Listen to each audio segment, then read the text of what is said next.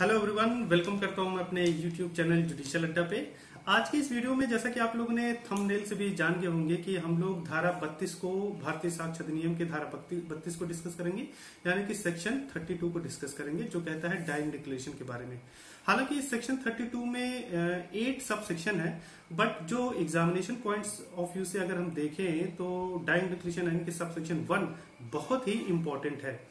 आपको सेक्शन 32 से जुड़े हर सवाल का जवाब दिया जाएगा, लेकिन उससे पहले मेरा आप सभी से एक सवाल है कि क्या पुलिस के सामने किए गए कन्फेशन को हम एडमिसिबल होता है कोर्ट में या नहीं होता है। अगर मान लें कोई एक्यूज या पुलिस ऑफिसर के सामने कन्फेस किया है और तो उसकी क्या रेलेवेंसी होती है, ये आप कमेंट बॉक्स में जाके इसका आंसर लिखिए।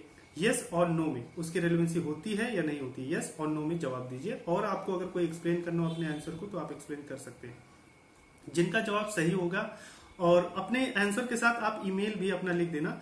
अगर आपका आंसर करेक्ट होता है तो आपको मॉक टेस्ट फ्री दिया जाएगा। मॉक टेस्ट का लिंक आपको सेंड किया जाएगा जो आप फ्री एक्सेस कर सकते हो। उसमें राजस्थान, हरियाणा और सब्जेक्ट वाइज यानी कि CrPC, evidence act, Indian constitution subject wise भी मॉक टेस्ट आपको बिल्कुल फ्री दिया जाएगा अगर आपका आंसर करेक्ट होता है तो। दूसरा सवाल मेरा ये है इस वीडियो के तहत, इस वीडियो से रिलेटेड है कि क्या सिर्फ डाइंग डिक्लेरेशन के आधार पे किसी अभियुक्त को कन्विक्शन किया जा सकता है, यानी कि just on the sole basis of dying declaration whether an accused may be convicted और नॉट। इसका भी आप जवाब दीजिएगा कमेंट बॉक्स में। हालांकि इस वीडियो में मैं जवाब दूंगा, इस वीडियो सारे जवाब आपको दिए जाएंगे और मेरी ये रिक्वेस्ट है आपसे कि आप वीडियो को लास्ट तक देखें और अगर आपको पसंद आता है तो प्लीज लाइक करें, सब्सक्राइब करें और शेयर करें। तो चलते हैं डाइंग डिक्लेरेशन के कॉन्सेप्ट को हम लोग शुरू करते हैं। देखिए, डाइंग डिक्लेरेशन का जो कॉन्सेप्ट है, जो लेजिस्लेचर ने डाइंग डिक्लेरेशन का कॉन्सेप्ट डाला है एविडेंस एक्ट में, ये इसके दो आधार हैं एक्चुअली में। एक पहला आधार ये है कि भाई एक ऐसी सिचुएशन है कि जहां पे जो बंदा मर गया है और जो आई विटनेस, सोल आई विटनेस है, यानी कि उसने कातिल को, उसने मर्डरर को, उसने एक्यूज्ड को अपनी आंखों से सिर्फ वही बंदा देखा और किसी ने नहीं देखा है। और चूंकि मरते मरते वो किसी से कोई बात कह गया, तो भाई जो डिक्लेरेशन उसने दिया है किसी और बंदे को, तो उसकी वो डिक्लेरेशन मानी जाएगी इवन दो कि वो नहीं है अब इस दुनिया में या वो मर गया है। यानी कि वो आप कह लो कि मरने के कगार पे था और मरने के कगार पे होते होते वो कुछ अगर कह दिया तो इस सिचुएशन में उसकी कही गई डिक्लेरेशन जो है, जो भी डिक्लेयर किया है, तो डाइंग डिक्लेरेशन जो मेकर होता है उसकी डिक्लेरेशन जो है रेलेवेंसी होती है, उसकी एविडेंशियल वैल्यू होती है। अब दूसरा फैक्ट, एक तो फैक्ट ये होगा कि भाई सोल विटनेस है, अगर ये नहीं होगा तो फिर इसके अलावा कोई और विटनेस नहीं है। और कहीं ना कहीं अगर इसकी बात को ना माना जाए, डाइंग डिक्लेरेशन को नजरअंदाज कर दिया जाए, इनएडमिसिबल कर दिया जाए, तो कहीं ना कहीं एंड ऑफ जस्टिस नहीं हो पाएगा, न्याय नहीं मिल पाएगा विक्टिम को, जो मरा है या उसकी फैमिली को। दूसरा आधार ये है कि वो मरने के कगार पे हो, यानी कि मरने के कगार पे इन द सेंस ये है कि जो इंसान मर रहा होगा वो झूठ नहीं बोलेगा, है ना। यानी कि वो अपने भगवान के पास या अपने खुदा के पास, अल्लाह के पास वो झूठे मुंह से नहीं जाएगा। ये कॉन्सेप्ट है इसके पीछे, डाइंग डिक्लेरेशन के पीछे, इसलिए इसकी रेलेवेंसी होती है, एडमिसिबल होता है कोर्ट में। ये आपको, ये तो ग्राउंड्स हो गए। तो डाइंग डिक्लेरेशन का मतलब आपको अब कंसेप्चुअली समझ में आ गया होगा कि डाइंग, एक तो देखिए ये होता है कि विटनेस कोर्ट में आए, विटनेस बॉक्स में आए, अपने स्टेटमेंट देता है, उसको ओथ पे ओथ पे लिया जाता है, उसको क्रॉस एग्जामिनेशन किया जाता है, तब उसकी बात अगर सही निकलती है तब उसकी रेलेवेंसी होती है, उसकी बात मानी जाती है। लेकिन आपका सोचना, आप ये सोच रहे हो कि सर डाइंग डिक्लेरेशन में तो ऐसा नहीं होता है, जो मेकर है डाइंग डिक्लेरेशन का वो तो मर चुका है, ना तो उसको क्रॉस एग्जामिनेशन किया गया, ना तो उसको ओथ पे एडमिनिस्टर करवाया मजिस्ट्रेट साहब ने। तो मजिस्ट्रेट साहब ने सिर्फ रिकॉर्ड किया उसके स्टेटमेंट को, वो कहने वाला चला गया कह के, और उसके स्टेटमेंट को ना क्रॉस एग्जामिनेशन किया जा रहा है, ना वो ओथ पे एडमिनिस्टर किया गया। आप ये कह लीजिए कि डाइंग डिक्लेरेशन जो है एक्सेप्शन है इन दोनों रूल का। जो रूल है आगे आपको पढ़ाया जाएगा क्रॉस एग्जामिनेशन में, वीडियो भी मैं लाऊंगा कि भाई क्रॉस एग्जामिनेशन करना होता है, जो ओरल एविडेंस होते हैं, जो ओरली आके विटनेस कहता है उसको क्रॉस एग्जामिनेशन कहते हैं। उसका पहले चीफ एग्जामिनेशन होता है, फिर क्रॉस एग्जामिनेशन होता है, फिर री एग्जामिनेशन होता है। ये एक रूल है, लेकिन इसका एक एक्सेप्शन है डाइंग डिक्लेरेशन। दूसरा रूल यह है कि जब ओरल एग्जामिनेशन होगा, जब मजिस्ट्रेट के सामने वो ओथ पे एडमिनिस्टर करने की पावर होता है, ओथ पे एडमिनिस्टर करते हैं उसको। यहाँ पे हमने देखा डाइंग डिक्लेरेशन में ये भी नहीं हो रहा है, क्योंकि मरने वाला तो चला गया मर के।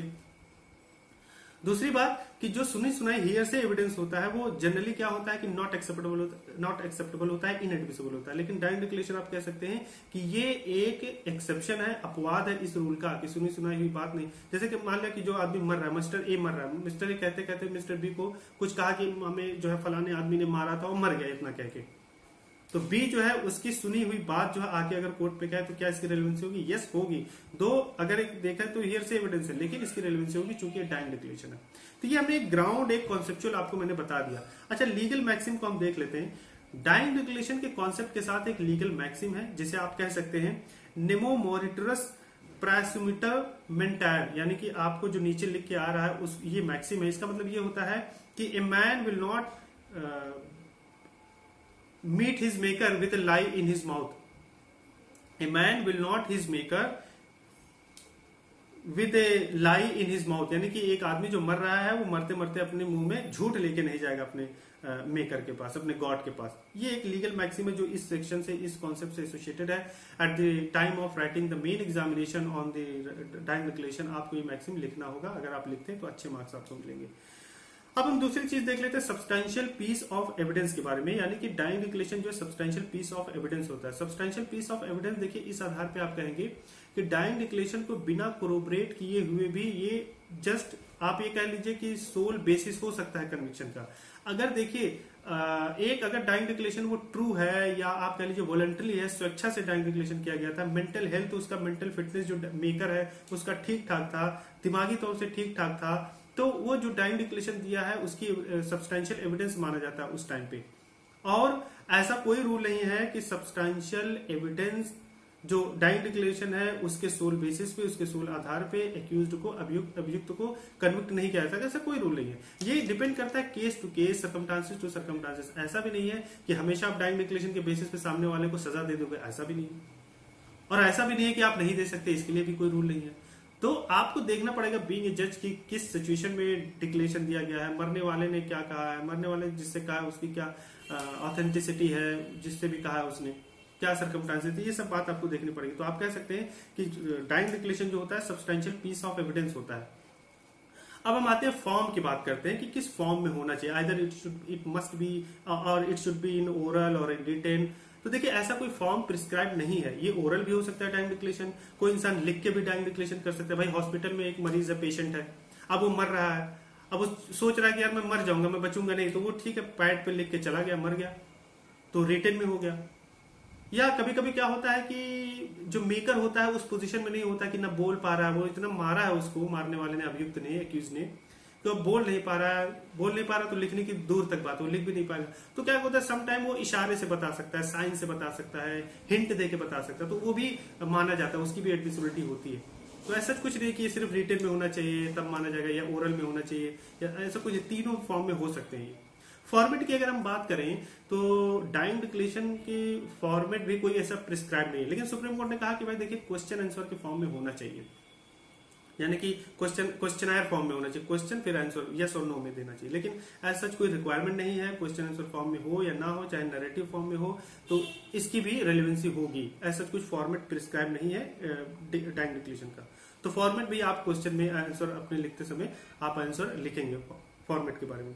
अब इसकी एविडेंटिव वैल्यू ऑफ डाइंग डिक्लेरेशन की अगर हम बात करें तो ये माना जाता है कि the person who is on the verge of death, वो पर्सन जो मरने के कगार पे है, तो उसके पास कोई एज सच ऑब्जेक्टिव नहीं होता कि वो झूठ बोले। आप ये कह लो कि उसके पास कोई ऑब्जेक्टिव नहीं है कि वो झूठ बोले, या जो झूठ बोलने का मकसद है वो सब कुछ मिट चुका है क्योंकि वो मरने वाला है। तो इसकी जो एविडेंटिव वैल्यू होती है वो अच्छी होती है, स्ट्रांग होती है, एविडेंटिव वैल्यू इसकी होती है, क्योंकि मरने वाला कभी झूठ नहीं बोलता, इस सेंस से इसको देखा गया है। तो आप इसकी एविडेंटिव वैल्यू भी बता सकते हैं कि एविडेंटिव वैल्यू इसकी क्या होगी। ऑब्वियसली बात है इसकी एविडेंटिव वैल्यू होती है डाइंग डिक्लेरेशन की। और एविडेंटिव वैल्यू लिखते समय आप कुछ पॉइंट बताओगे कि जो स्ट्रेंथन करते हैं। इसकी एविडेंटिव वैल्यू कब होगी? जब ये मजिस्ट्रेट के द्वारा रिकॉर्ड हुए हों, है ना। जब ये रिकॉर्ड किए गए, जब मेकर था वो उसके पास एक अपॉर्चुनिटी था कि एक्यूज को पहचान सके। अगर उसके पास एक अपॉर्चुनिटी नहीं था कि एक्यूज को पहचान सके, अंधेरा था, है ना, डे लाइट में होना चाहिए, अंधेरे में नहीं होना चाहिए, वो इंसिडेंट जो हुआ अंधेरे में ना हुआ हो। तो ऐसे से कुछ पॉइंट है जो आपको मैं बताना चाहता हूँ जिससे आप ये तय कर पाएंगे कि इसकी एविडेंटिव वैल्यू तब होगी। तो पहला पॉइंट आप कह सकते हैं कि it was recorded by competent magistrate. दूसरा पार्ट आप कह सकते हैं कि एग्जैक्ट वर्ड में इसको नोट डाउन किया गया हो, जैसे जैसे मेकर ने कहा था वैसे ही उसको रिकॉर्ड किया गया हो, तब तो ठीक है। और शॉर्ट पीरियड में रिकॉर्ड किया हुआ, जब उसने बयान दिया उसके एग्जैक्टली रिकॉर्ड किया गया। ऐसा नहीं है कि जो मेकर है मरने वाला है वो 10 दिन पहले बोला था और 10 दिन बाद उसको रिकॉर्ड किया जा रहा है, तो अल्टीमेटली उसके कहीं ना कहीं मॉल्ड या करप्ट होने के चांसेस होते हैं, कहीं ना कहीं दूसरे वर्डिंग्स उसमें, क्योंकि सुनने वाला जिससे वो डाइंग डिक्लेरेशन दिया था, जिससे वो कहा था डाइंग डिक्लेरेशन, तो हो सकता है वो भी भूल गया हो, उसके दिमाग से भी फेडअप चीजें हो गई हो, तो एग्जैक्ट वर्ड में ना बता पा रहा हो। तो इसलिए कहा गया है कि तुरंत जो है जैसे डाइंग डिक्लेरेशन हुआ वैसे ही इसको रिकॉर्ड कर लेना चाहिए, तो फेडअप होने के चांसेस कम होते हैं इसका। और सफिशिएंट लाइट प्लेस पे इंसिडेंट हुआ हो, और डिसीज जो है अंडर द प्रेशर ना हो, अंडर द फियर ना हो, उसको डर दबाव में डिक्लेरेशन ना लिया गया हो, फ्री वॉलंटरली दे रहा हो, तब इसकी एविडेंटरी वैल्यू होती है, आप कह सकते हैं। तो इसकी माना जाता है कि भैया जो कोई डाइंग डिक्लेरेशन जो होता है वो कोई झूठ नहीं बोलेगा मरते टाइम। अच्छा, वन थिंग मोर, जब हम कोरोबरेशन की बात करते हैं, पहले तो मैंने आपको बताया कि क्या डाइंग डिक्लेरेशन के बेसिस पे ही सामने वाले को कन्विक्शन हो सकता है, यस हो सकता है। लेकिन अगर कहीं पे भी सस्पिशन हो, यानी कि कहीं पे लगे कि यार वो आदमी तो जो है शराब पिए हुए था मरते टाइम, या वो आदमी बहुत अंधेरा था, है ना, हो सकता है वो एक जस्ट प्रिजम्पशन बेसिस पे एक्यूज का नाम ले रहा हो, लेकिन एक्चुअल में एक्यूज वो नहीं है, कोई और उसको मारा है ना। तो अगर कहीं पे सस्पिशन हो, शक हो, तो अल्टीमेटली कोरोबरेट इसको किया जाता है ना। तो मजिस्ट्रेट साहब या कोर्ट जो है डाइंग डिक्लेरेशन पे एक्ट अपॉन तब तक नहीं करेगी जब तक कि अदर एविडेंस को कोरोबरेट ना कर ले, आप ऐसे बोल सकते हैं। ये बात आपको ध्यान में रखना है।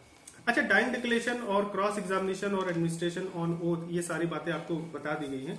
तो आई होप कि डाइंग डिक्लेरेशन में बस इतना ही आपको लिखना है। इसके अलावा एफआईआर के बारे में आता है कि FIR dying declaration as an FIR. देखिए, एफआईआर लिखवा के कोई आदमी मर जाता है तो उस एफआईआर को भी डाइंग डिक्लेरेशन समझा जाता है, डील उसको कंसिडर किया जाता है डाइंग डिक्लेरेशन। तो डाइंग डिक्लेरेशन और एफआईआर के भी कॉन्सेप्चुअली आप लिख सकते हैं कि डाइंग डिक्लेरेशन, मान लो कोई एफआईआर करने गया और करवा के वो मर जाता है ना, जब करवाने गया था तो कुछ ठीक था, लेकिन करवा के आया और उसको मार दे किसी ने, तो जो एफआईआर में लिखा गया है वो उसको डाइंग डिक्लेरेशन के कॉन्सेप्ट में लिया जाएगा, डाइंग डिक्लेरेशन का प्रोविजन उस पर एप्लीकेबल हो जाएगा। तो आई होप कि ये जो मेरा क्वेश्चन था कि क्या सोल बेसिस पे कन्विक्ट किया जा सकता है, डाइंग डिक्लेरेशन के सोल बेसिस पे सिर्फ कन्विक्ट किया जा सकता है अभी उसको, तो आई होप कि आपको जवाब मिल गया होगा। और अगेन मैं आपसे रिक्वेस्ट करता हूँ कि जो मैंने क्वेश्चन पहले पूछा था उसका आप जवाब कमेंट बॉक्स में लिखिए, और आपको किस टॉपिक पे वीडियोस चाहिए वो भी आप कमेंट बॉक्स में लिखिए। और लास्ट में मैं यही दोबारा रिपीट करूंगा कि आप सब्सक्राइब करिए ताकि मेरे कमिंग वीडियोस आपको मिल सके, लाइक करिए, शेयर करिए जितना हो सके। Thank you for giving